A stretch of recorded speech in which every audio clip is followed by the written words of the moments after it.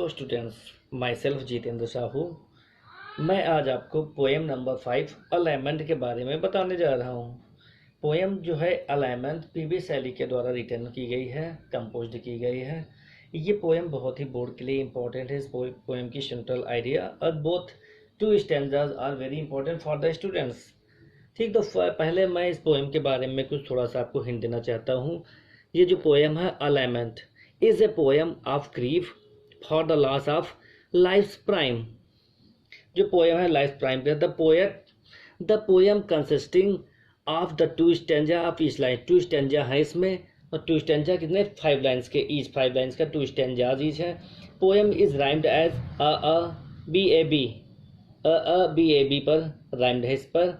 And the poem is written in iambic foot पर इसमें लिखा गया है।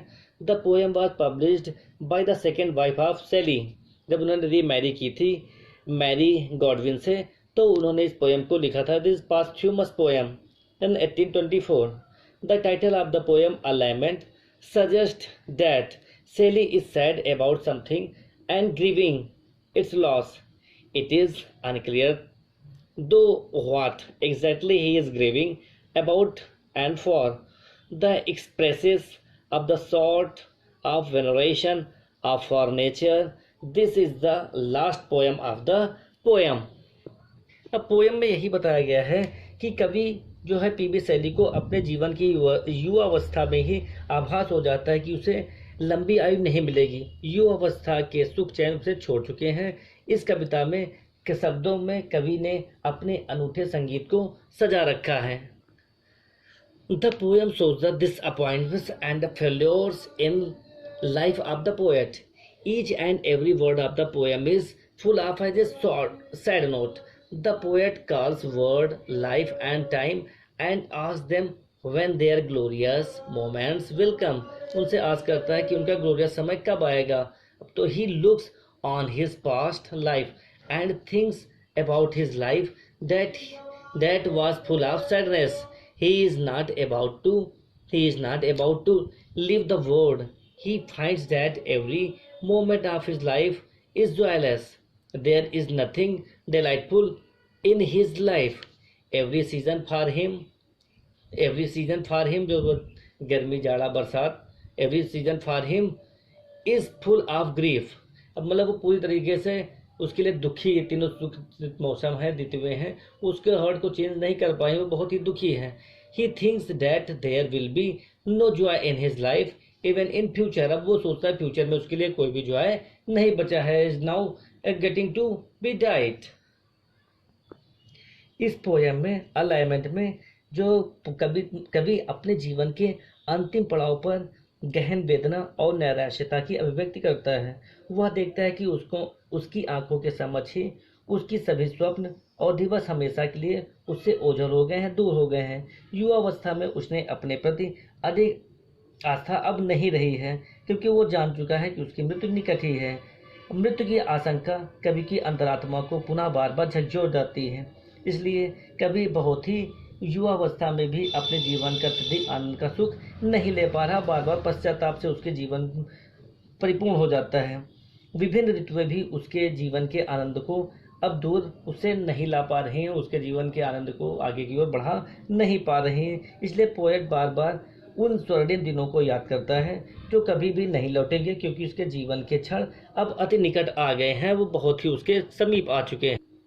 तो hair in this poem Alignment, P.B. Shelley represents his deep sorrow and dismay at the last step of his life. He observes that his days and dreams have gone with the wind forever. In the prime of his life, his spilling faith is himself was unshakable, but he is now disappeared. क्योंकि वो बहुत ही ज़्यादा दुखी हो गया है। The poet recollects his past delights that he will enjoy himself and feel no more and never more, because his last moment of life have approached. अब हम लोग पोएम की we are getting to the text of the poem. O word, O life, O time, word, life, time, on whose मैं जिसके last step अंतिम पड़ाव पर I climb चढ़ चुका हूँ, ट्रेम्बलिंग कांपते हुए, भयभीत होते हुए, बहुत ही ज़्यादा shuddering at that where I had stood before, stood माने खड़ा हुआ था, बिफोर माने पहले। व्हेन विल रिटर्न, रिटर्न माने रिटर्न होना, वापस होना। द ग्लोरी, ग्लोरी माने कीर्ति, यश। Of your prime, prime prime time, prime the best part, youthfulness. No more, O O never more, अब कभी भी आगे की ओर नहीं। अब पोएट इस कविता में ये एक्सप्लेन कर रहा है कि ओ वर्ड, ओ लाइफ, ओ टाइम, हे संसार, हे जीवन, हे समय, जिसकी अंतिम सीढ़ियों पर मैं चढ़ा हुआ हूँ, जहाँ मैं पहले खड़ा हुआ था, वहाँ पर मैं अब कांप रहा हूँ। When will return of the glory of your prime, तुम्हारी युवावस्था का वैभव कब लौटेगा, तुम्हारी युवावस्था का वैभव कब लौटेगा। अब कोई भी क्वेश्चन कर रहा है कि कब लौटेगा, अपने आप स्वयं क्वेश्चन वो कर रहा है। कब, नो मोर, वो नो मोर कभी भी नहीं, ओ कभी भी नहीं। तो पोएट अत्यधिक जो है स्टेप जीवन के अंतिम पड़ाव पर आकर के बहुत ही दुखी है, बहुत ही परेशान। हे संसार, हे जीवन, हे समय, जिसकी अंतिम सीढ़ियों पर मैं चढ़ आया हूँ, जहाँ मैं पहले खड़ा हुआ था, वहाँ पर मैं अब कांप रहा हूँ, ट्रम्बलिंग कर रहा हूँ। तुम्हारी युवावस्था का वैभव कब लौटेगा, कभी नहीं, ओ कभी भी नहीं। तो पोएट इसी चीज़ों के लिए बहुत ही ज़्यादा परेशान है, दुखी है। In the second stanza of the poem, second stanza में क्या बताया जा रहा, out of the day and the night, out बाहर हो जाना, डे एंड द नाइट दिन और रात।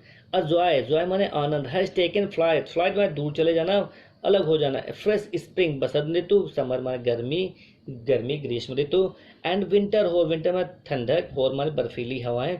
मूव माने चेंज कर देना, पर माई फेंट, मेरे अत्यधिक मेरे हृदय के दुख को, दर्द को, विद ग्रीफ जो अत्यधिक बहुत ज़्यादा परिपूर्ण है, मेरे अंदर भरा हुआ है, वो क्या कर सकती हैं। But will the delight, but with delight, delight में प्रसन्नता। नो मोर, ओ नेवर मोर, अब कभी भी नहीं और कभी भी नहीं। तो अब पोएट बता रहा है कि out of the day and the night, दिन और रात में से निकल कर, a joy has taken flight, मेरे जीवन के आनंद की जो था वो दिन और रात में से निकलकर मुझसे दूर हो चुका है, अलग हो गया, उड़कर चला गया है या जा चुका है। दिन और रात में से निकलकर एक खुशी उड़कर जा चुकी है। फ्रेश स्प्रिंग, नई बसंत ऋतु, ग्रीष्म ऋतु और बर्फीली ठंडी हवाएं मेरे दुर्बल हृदय को दुख से अत्यधिक सिहरा देती हैं, दुख से मेरे हृदय की और तरोताज़ा कर देती हैं, दुख से अत्यधिक सिहरा देती हैं, दुख से उन्हें और अधिक तरोताज़ा कर देती हैं। किंतु बट नॉट डिलाइट, लेकिन कभी भी उनको इन तीनों ऋतुओं में कोई भी प्रसन्नता प्राप्त नहीं होती है। बट नॉट डिलाइट, लेकिन कभी भी उनसे कोई प्रसन्नता प्राप्त नहीं होती। ओ नो मोर, अरे अब कभी नहीं, ओ नहीं, ओ नेवर मोर, और कभी भी नहीं या बिल्कुल भी नहीं। तो पोएट बता रहा है कि दिन और रात मेरे जैसे जो था, मेरा दिन और रात में से खुशियाँ निकलकर मुझसे दूर जा चुकी हैं, और नई बसंत ऋतु, गर्मी ऋतु और बर्फीली ठंडी ऋतु मेरे दुर्बल हृदय को अत्यधिक सिहराती हैं, किंतु प्रसन्नता कभी भी इनमें सिहराती नहीं, मतलब किसी प्रकार की कोई प्रसन्नता नहीं बची है। ओ नो मोर, अब कभी भी नहीं, ओ कभी भी नहीं या बिल्कुल भी नहीं। तो पोएट इन दो स्टैंजास के द्वारा अपने हृदय की करुण वेदनाओं को प्रेजेंट कर रहा है, शो आउट कर रहा है। तो इस कविता को पढ़कर आप लोग इस पोएम को एनालाइज कीजिए और पूरा मन लगाकर इसको कंप्लीट कीजिए। First stanza of the poem, the poet laments that his world is without joy, his life is without delight, and his time is without pleasure for him. He has come on the last step of his life. He had been firm and strong one, but now he is trembling with weakness. The poet feels that he will never again get back the lost joys of his youthfulness. अब poet यही चीज़ों के बारे में सोच रहा है कि जो उसके यूथनेस थी, अब वो उसके बारे में खो जाने पर अब वो बहुत ही ज़्यादा कमज़ोर हो चुका है और पश्चाताप कर रहा है उन दिनों के बारे में, क्योंकि वो अब सुखद दिन उसके पास नहीं आ सकते हैं। अब सेकेंड स्टैंजा में जो है, in the second stanza of the poem, the poet also tells us the PV सेली realizes that a joy has left him altogether. He has nothing time for the day and the night. Everything has left him. Fresh seasons of spring, summer and snowy winter come and leave, but give him no delight. जिसके कोई भी उसको आनंद नहीं दे पा रहे हैं. The poet has nothing else but grief in his weak heart. He has lost his joy forever. It will never return anymore